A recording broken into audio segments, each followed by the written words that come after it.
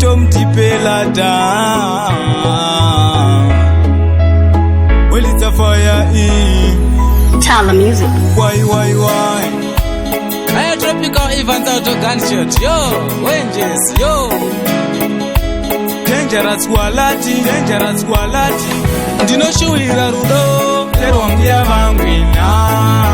Mbuya jabata. Ndino shuira rudo. Terwa mbia vangwina.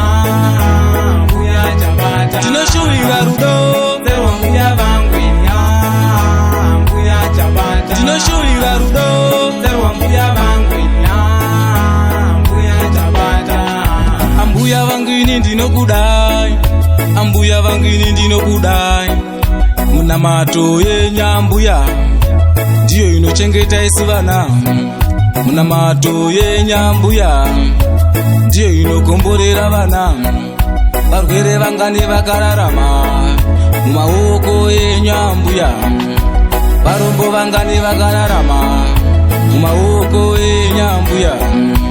Inhumbu ngani dzakaberekwa mumaoko yenyambuya. Inhera ngani dzakayaruka mumaoko yenyambuya. Mwari komborerai ambuya vangwini.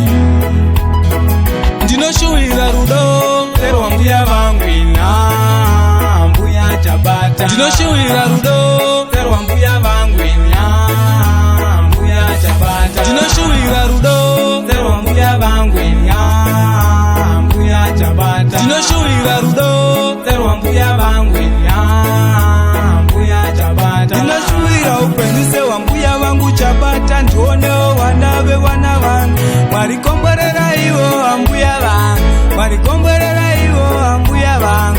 Andidinawo ini ambuya vangu vango vatangaziwa watotanga hondo. Vaimira meka kutichengeta. Zvinhu zvichirema muchitatarika. Zvamunoita zvikuru ambuya munobatsira vaya vanotambura. Chuva upenyu hwakadai hwakanakai. Handizivi ndokutenda neko. Ndinoshuwira rudo. Terwa mbuya vangwina. Mbuya jabata. Ndinoshuwira rudo. Terwa mbuya vangwina. Mbuya jabata. Ndinoshuwira rudo. Terwa mbuya vangwina. Mbuya jabata. Ambuya vangwini ndinokudai. Ambuya vangwini ndinokudai. Muna mato yenyambuya ndiyo inochengeta isi vana. Muna mato yenyambuya ndiyo inokomborera vana.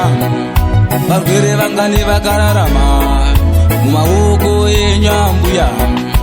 Varombo vangani vakararama mumaoko yenyambuya.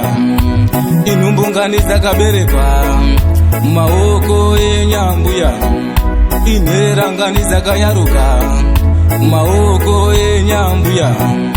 Mwari komborerai ambuya vangwini. Ndinoshuwira rudo. Terwa mbuya vangwina. Mbuya jabata. Ndinoshuwira rudo. Terwa mbuya vangwina. Mbuya jabata. Ndinoshuwira rudo. Terwa mbuya vangwina. Mbuya jabata. Ndinoshuwira rudo. Terwa mbuya vangwina. Mbuya jabata.